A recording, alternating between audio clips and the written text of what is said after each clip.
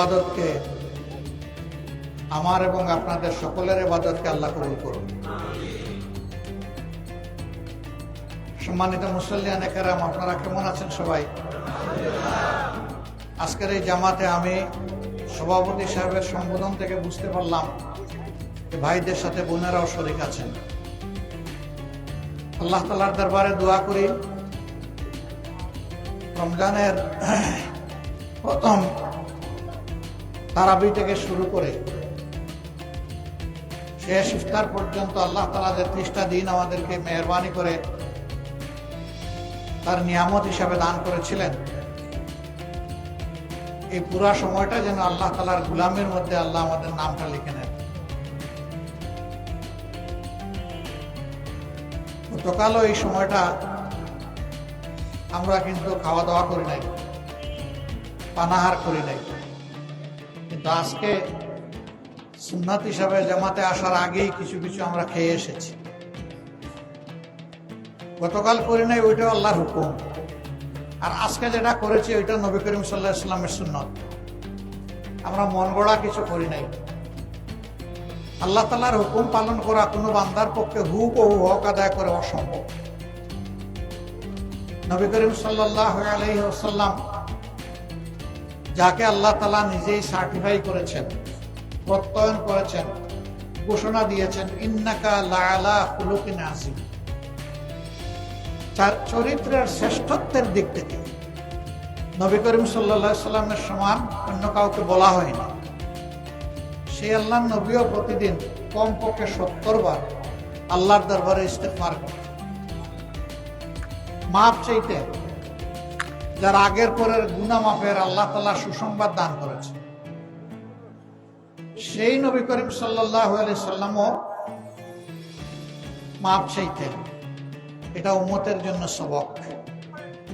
কিয়ামত না হওয়া পর্যন্ত এই ধারা উম্মত জারি রাখবে।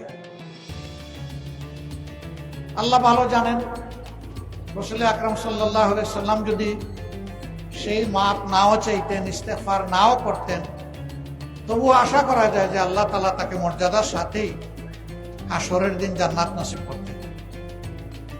কিন্তু তিনি যেহেতু লাকাদ কানা লাকুম ফি রাসূলিল্লাহি উসওয়াতুন হাসানাহ, আর এই নবীর মধ্যেই তোমাদের জন্য রয়েছে সর্বোত্তম আদর্শ। তিনি শিশুর জন্য আদর্শ, কিশোরের জন্য আদর্শ, যুবকের জন্য আদর্শ, তিনি প্রৌঢ়ের জন্য আদর্শ, বয়স্ক মানুষগুলোর জন্য আদর্শ। তিনি একজন এতিম হিসাবে আদর্শ, আবার এতিমের বন্ধু হিসাবে আদর্শ। তিনি একজন শ্রমিক হিসাবে আদর্শ, আবার তিনি শ্রমিকের দুঃখ নিবারণকারী হিসাবে আদর্শ। তিনি একজন ব্যবসায়ী হিসাবে আদর্শ, আবার তিনি একজন ক্রেতা হিসাবে আদর্শ। তিনি একজন স্বামী হিসাবে আদর্শ, আবার দেশের সর্বোচ্চ শাসক হিসাবেও তিনি আদর্শ। যুদ্ধের ময়দানে একজন সৈনিক হিসাবে আদর্শ, আবার প্রধান সেনাপতি হিসাবে আদর্শ। বিচারের ক্ষেত্রে তিনি সকলের জন্য আদর্শ। যিনি সব মানুষের, সকল বয়স, পেশা, নারী পুরুষ নির্বিশেষে, এমনকি যারা ইসলাম কবুল করে নাই তাদের জন্যও যিনি আদর্শ। তার জীবনটা এমনই ফুটন্ত গোলাপের মতো ছিল। গোলাপ দেখলে শুধুই ভালো লাগে, আর ঘ্রাণ নিলে মনটা তৃপ্ত হয়ে ওঠে। রাসূল করিম সাল্লাল্লাহু আলাইহি ওয়াসাল্লামের চরিত্র ছিল তার চাইতেও পবিত্র। আলহামদুলিল্লাহ, আমাদের মাবুদ বড় মেহেরবান, সেই নবীর উম্মত করেছেন আমাদেরকে। এখন উম্মত তো করেছেন, উম্মতের একটা দায়িত্ব তো আছে। সেই উম্মতের দায়িত্বটা কি হবে? এই জন্য আল্লাহ রাব্বুল আলামিন যুগে যুগে নবী পয়গম্বর যাদেরকে পাঠিয়েছেন, শেষ নবী হিসাবে মুহাম্মদুর রাসূলুল্লাহ সাল্লাল্লাহু আলাইহি সাল্লামকে দুনিয়ার পরিপূর্ণ দায়িত্ব দিয়ে তাকে পাঠিয়েছে। অন্যান্য নবীগণ তাদের সময়ের নবী, কেউ তার এলাকার নবী, কেউ ওই ভাষাভাষী মানুষের নবী, আর 3 জন নবী হলেন বিশ্ব নবী। প্রথম নবী হযরত আদম আলাইহিস সালাম, তার সংসারটাই ছিল সারা বিশ্ব। দ্বিতীয় নবী, যাকে দ্বিতীয় আদম বলা হয়, হযরত নূহ আলাইহিস সালাম, তার সময় সব ধ্বংস হয়ে যায়, শুধু কতিপয় আল্লাহর আবেদ এবং আবেদাকে আল্লাহ বাঁচিয়ে নেন। আর তৃতীয় নবী মুহাম্মদুর রাসূলুল্লাহ সাল্লাল্লাহু আলাইহি সাল্লাম, লা নবিয়্যা বাদা, তারপরে আর কোন নবী আসবেন না। যেহেতু তিনি শেষ নবী, আর কোরআন যেহেতু আল্লাহ তাআলার পক্ষ থেকে সর্বশেষ আসমানি বিধান কিতাব, সেই কারণে কিয়ামত পর্যন্ত সমস্ত মানুষের তিনি হচ্ছেন নবী। আমাদের সৌভাগ্য যে আমরা সেই মহান বিশ্ব নবীর উম্মত। আল্লাহ তাআলা তার নবীর মর্যাদাকে সীমাহীন বাড়িয়ে দিন। এই রোজা অনেকগুলা সুসংবাদ নিয়ে এসেছে। এর মাঝে একটা সুসংবাদ, হাসরের ময়দানে মানুষগুলা যখন বেপানা থাকবে, বাবাও যখন সন্তানের দিকে ফিরে তাকাবে না, সন্তান বাবার দিকে না, স্বামী স্ত্রীর দিকে না, স্ত্রী স্বামীর দিকে না, সবার অবস্থা থাকবে কুল্লু ইয়া নাফসি।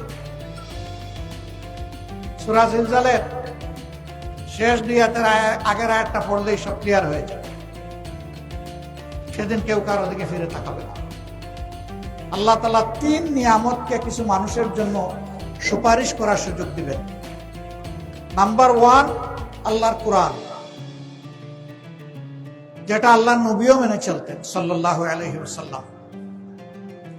কোরআনের উপর যাদের বুঝ এবং আমল সারা জিন্দগি ছিল ইখলাসের সাথে, কোরআন সাক্ষী দিয়ে বলবে, হে আল্লাহ, আমি সাক্ষী দিচ্ছি তোমার গোলাম তোমার বয়ে তোমার প্রেমে আমাকে মানত।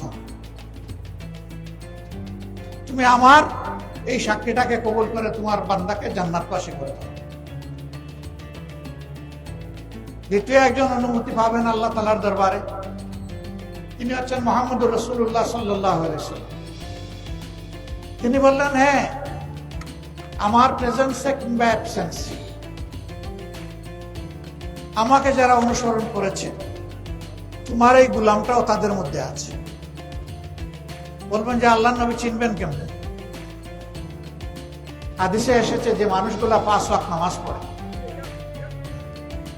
ওযুর মাধ্যমে অথবা গোসলের মাধ্যমে কিংবা তায়াম্মুমের মাধ্যমে তাহারাত হাসিল করে, হাসরের দিন ওই ওযু, তাহারাত, গোসলের খোলা জায়গাগুলোতে নূর চমকাতে থাকবে। এই দেখেই বোঝা যাবে লোকটা ছিল আল্লাহর কাছে নিবেদিত নামাজি। নবী করিম সাল্লাল্লাহু আলাইহি ওয়াসাল্লাম তাদের জন্য শাফায়াত করবেন। তবে কিছু মানুষ এগিয়ে আসবে নবীজির শাফায়াত পাওয়ার জন্য। আল্লাহর নবী ও দয়ার নবী তো রাহমাতুল লিল আলামিন, তিনি চাইবেন তাদের জন্য শাফায়াত। আল্লাহ তাআলা বলবেন, এই তোমরা দূর হও, আমার নবীর কাছে আসবে না।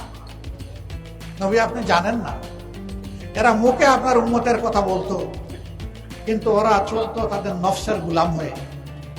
ওরা শয়তানের বন্দেগী করতো, আমার বন্দেগী করে নাই। এরা হলো ওই লোক যারা মুখে যা বলে কর্মে তা করে না, যাদেরকে বলা হয় মুনাফিক। আল্লাহ এদেরকে তাড়িয়ে দেবেন। নবী তখন বলবেন, তোমরা আমার থেকে দূরে চলে যাও, দূর হও। আল্লাহ যেন সেই কঠিন সময় নবীজির শাফাত আমাদের নসিব করে। তাহলে আমলটা করতে হবে নকশা কদম রাসূল পাক সাল্লাল্লাহু আলাইহি সাল্লাম। তিনি যেভাবে চলেছেন, বলেছেন, চিন্তা করেছেন, ফিকির করেছেন, আমাদের তাই হবে। তৃতীয়টি হচ্ছে এই রোজা। রোজা হাজির হয়ে বলবে, আল্লাহ, ঘরে তো হালাল খাবারের মজুদ ছিল, স্তূপ ছিল, পানি ছিল, খাবার ছিল, সুন্দরী স্ত্রী ছিল, কিন্তু তোমার ভয়ে এই 3 জিনিস থেকে সে বিরত ছিল। হে আল্লাহ, শুধু তোমার ভয়ে, তোমার একটুখানি ভালোবাসা, তোমার সন্তুষ্টি পাওয়ার আশায়, আজকের এই দিনে তোমার একটু মায়ার দৃষ্টি পাওয়ার আশায়, জাহান্নামের আগুন থেকে বাঁচার আশায়। কারণ তুমি বলেছিলে রমজানের শেষ 10 দিন বান্দাবান্দীদেরকে জাহান্নাম থেকে মুক্তি দেওয়ার দিন। সেই আশায় দ্বিতীয় 10 দিন মাগফিরাতের, প্রথম 10 দিন রহমতের, সেই আশায় সে রোজা পালন করেছে। আল্লাহ, আমি তার পক্ষে সুপারিশ করি, ওর জন্য তুমি জাহান্নামের আগুনকে হারাম করে দাও। আল্লাহ তাআলা যেন ওই 3 নিয়ামতই হাসরের দিন আমাদের সুপারিশকারী হিসেবে কবুল করে। নবীর ঈদগাহে তাদেরকে নিষেধ করেছে আসতে, যারা রোজাকে হেলায় ফেলায় নষ্ট করেছে, রাখে নাই, এদের জন্য কোনো ঈদ নাই, ঈদের জামাত নাই। যার রোজা নাই তার আবার কিসের ঈদ আর কিসের ঈদের জামাত? ঈদ তো তার জন্য যে একটা মাস আল্লাহকে ভয় করে রোজা রেখেছে, দিনের বেলা করেছে সিয়াম, রাতের বেলা করেছে কিয়াম। অন্য সময় তারাবির লম্বা নামাজ নাই, শেষ রাতে আবার সাহারি নাই, কিন্তু রোজায় আল্লাহ তাআলার গোলাম আর বান্দিরা সব সময় ইবাদতের মধ্যে মশগুল থাকে। এদের জন্য ঈদ, এদের জন্য আল্লাহ নবীর ঈদগাহ। আজকে এই নেক আমল নিয়ে যারা ঈদগাহ এসেছেন, আল্লাহ রাব্বুল আলামিন যতদিন তাদেরকে হায়াত দিবেন, আমি দোয়া করি আল্লাহ আপনাদের সকলকে দীর্ঘ হায়াত দান করুন, আল্লাহ তাআলা উত্তম সেহাত এনায়েত করুন। ততদিন পর্যন্ত আল্লাহ যেন আমাদেরকে মকবুল গোলামের উপরেও রাখেন, হেদায়েতের উপরে রাখেন, কোরআন সুন্নাহর সঙ্গী করে রাখেন, আজীবন আল্লাহ তাআলা তার সন্তুষ্টির উপরে রাখেন। আর যাওয়ার সময় যেন একটা কালাম আল্লাহ তাআলার গায়েব থেকে আমরা শুনতে পাই, এই দুনিয়া যখন ছেড়ে যাব, ইয়া আইয়াতুহান নাফসুল মুতমাইন্না ইরজিই ইলা রাব্বিকি রাদিয়াতাম মারদিয়া ফাদখুলি ফি জান্নাত ফাদখুলি ফি ইবাদি ওয়াদখুলি জান্নাত। আমরা যেন এই কালামটা শুনে শুনে আল্লাহর জান্নাতের উপযুক্ত হয়ে দুনিয়া ছাড়তে পারি, তাহলেই দুনিয়া আসা আমাদের সামনে। ইনশাআল্লাহ আল্লাহ তাআলা আমাদের উপর রহম করুন, আমাদের 30 দিনের এবং অতীতের ফেলে আসা সারা জিন্দেগির ইবাদতকে আল্লাহ কবুল করুন। এর উসিলায় আমাদের দেশের উপর রহম করুন, শান্তির ফয়সালা নাজিল করুন, হিংসার পরিবেশ দূর করুন, ভালোবাসা এবং ভ্রাতৃত্বের পরিবেশ আল্লাহ পয়দা করে দিন। সারা দুনিয়া বিবাদমান যুদ্ধরত দুনিয়াকে আল্লাহ তাআলা আগুন নিভিয়ে দিয়ে শান্তি নাজিল করুন। সুবহানাকাল্লাহুম্মা ওয়া বিহামদিকা আশহাদু আল্লা ইলাহা ইল্লা আনতা আস্তাগফিরুকা ওয়া আতুবু ইলাইক। আসসালামু আলাইকুম ওয়া রাহমাতুল্লাহি ওয়া বারাকাতুহু।